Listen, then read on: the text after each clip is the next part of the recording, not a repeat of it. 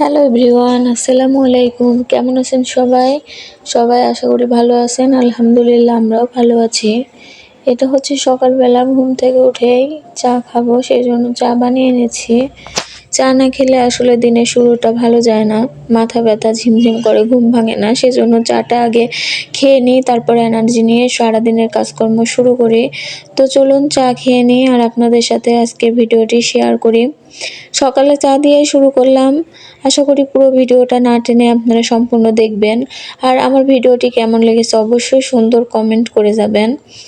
ভিডিওটি ভালো লাগলে একটা লাইক দিয়ে দিবেন। চা খেয়ে অফ ক্যামেরায় সমস্ত কাজ করে নিয়েছি। আজকে আর আপনাদেরকে কাজকর্ম শেয়ার করিনি, কারণ আর সারাদিন বৃষ্টি পড়েছে, তেমন কোনো কাজ করতে ইচ্ছাও করেনি। যতটুকু করেছি ক্যামেরা অফ করে ফেলেছি। এখন দুপুরবেলা রান্না করার জন্য আমি চলে এসেছি। কারেন্ট ছিল না, যেহেতু আমি কারেন্টে রান্নাবান্না সব করি, সেই জন্য বসেছিলাম। রান্না করতে করতে অনেকটাই দেরি হয়ে যাচ্ছিল, সেই জন্য আমি আলুগুলা ডিমগুলা সিদ্ধ করে নিয়েছি। আজকে আমি নিজের পছন্দের খাবার বানাবো। প্রতিদিন তো হাজবেন্ড বাচ্চাদের পছন্দ মতো খাবার বানাই। আসলে প্রতিদিন বেশিরভাগ দিনের ভিতরে প্রতিদিনই মাংসই রান্না করা হয় বেশি, যেহেতু আমার হাজবেন্ড আর মেয়ে মাংস খেতে পছন্দ করে। মাংস ছাড়া সেরকম ভাত খেতে পারে না, সেজন্য মাংসটাই বেশি রান্না করা হয়।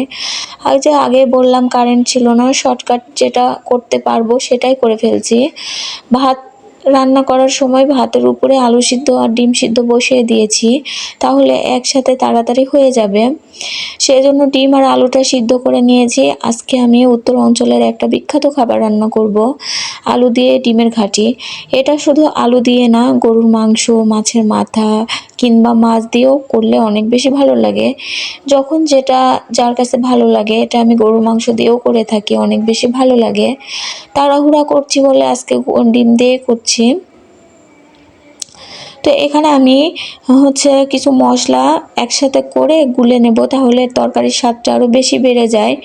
সমস্ত মশলা, আদা বাটা, তারপরে রসুন বাটা, লবণ, হলুদ, মরিচ গুঁড়া, ধনে গুঁড়া, জিরে গুঁড়া সব কিছু দিয়ে একটু পানি দিয়ে মিশিয়ে রাখবো, তাহলে মশলাটা ভিজবে, স্বাদ আরও বেশি হবে। তো যাই হোক, এটা উত্তর অঞ্চলে অনেকেরই পছন্দ, বিখ্যাত নামে আপনার পরিচিত আলুর ঘাঁটি। তো আমিও করছি। যে যেভাবে পছন্দ করে সে সেভাবে রান্না করে। সবার রান্না একরকম হয় না, সবার রান্না এক এক রকম একটা আর্ট। তো যাই হোক, এখানে পানি দিয়ে গুলে নিচ্ছি মশলাগুলা। তারপরে আমি ফ্রাই প্যানে তেল বসিয়ে দিয়েছি কিছুটা পরিমাণে, আর তেলের মধ্যে সামান্য 1 চিমটি হলুদ দিয়ে দিয়েছি, তাহলে ডিমটা ভাজলে ডিমের কালারটা অনেক বেশি সুন্দর হবে। তো ডিমগুলা ভেজে নেব। আর এই রান্নার ভিতরে আমি কিছুটা বড়ি ব্যবহার করব। এই রান্নার সাথে বড়ি অ্যাড করলে রান্নার স্বাদটা আরও বেশি ভালো লাগে। আর এখন যেহেতু গরমকাল, এই বড়িগুলা মূলত শীতের মধ্যেই তৈরি করা হয়। আর এই বড়িটা কিনা বড়ি, বাড়ির বড়িগুলা অনেক বছর খাওয়া যায় বাড়িতে বানিয়ে রেখে দিলে, কিন্তু গত শীতে আমি কোনো বড়ি বানাতে পারিনি। তো যাই হোক, এখানে কিনা বড়িগুলো আমি সুন্দর করে লাল করে ভেজে নিচ্ছি। বড়ি ভাজা হয়ে গেছে, এখন আমি বড়িগুলা তুলে নেব। সমস্ত বড়ি একে একে তুলে নেওয়ার পরে ওই ফ্রাই প্যানে আমি আরও বেশ কিছুটা পরিমাণে তেল দিয়ে দেব। আর এই রান্নাতে খেয়াল করে দেখেন, আমি পেঁয়াজ ব্যবহার করিনি। এই রান্নাতে পেঁয়াজ না দিলেই বেশি ভালো লাগে, তার জন্য আমি পেঁয়াজ কুচি ছাড়াই দিয়ে দিলাম। যে মশলাটা আগে রেডি করে রেখেছিলাম সেগুলা তেলের মধ্যে দিয়ে দিলাম। তারপরে ওই বাটি ধুয়ে একটু পানি দিয়ে দিয়েছি। তারপরে মশলাটা ধৈর্য নিয়ে কষাতে হবে।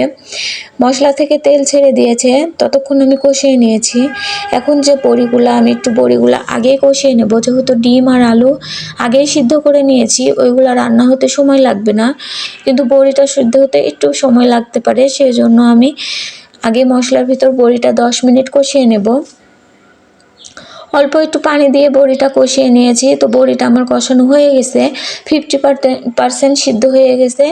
এখন আমি যে ডিম আর আলুটা সিদ্ধ করে রেখেছিলাম সেটা দিয়ে দিচ্ছি।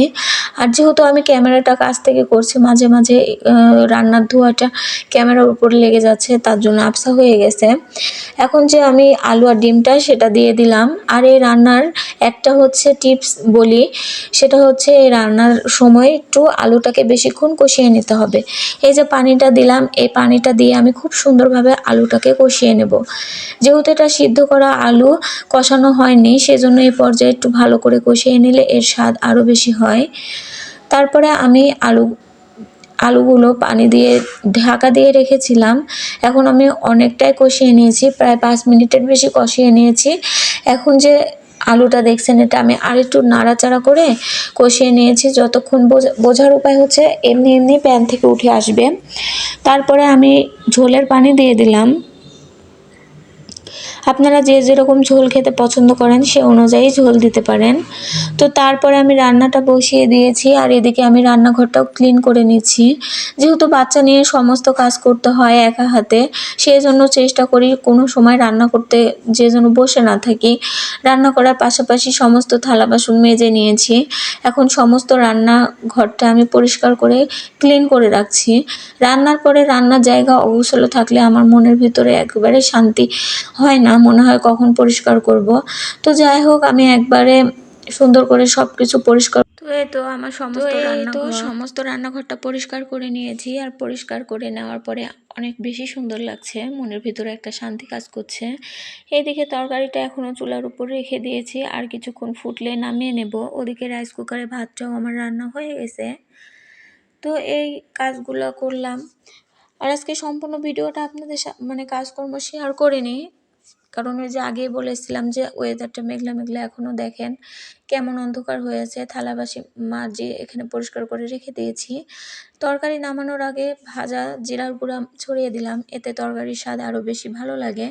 আমি সব রান্নাতে ভাজা জিরার গুঁড়া দিতে পছন্দ করি, এটা আমার কাছে বেশি ভালো লাগে তাই। আর তরকারিটা আলহামদুলিল্লাহ অনেক বেশি টেস্টি হয়েছিল। যারা এখনও খাননি তারা খেতে পারেন। আর আমার মনে হয় যে এই রান্নাটা সবাই খেয়েছি কম বেশি। তো যাই হোক, আজকের ভিডিওটা এতটুকুই। সবাই ভালো থাকবেন, সুস্থ থাকবেন। দেখা হবে পরবর্তী ভিডিওতে। আল্লাহ।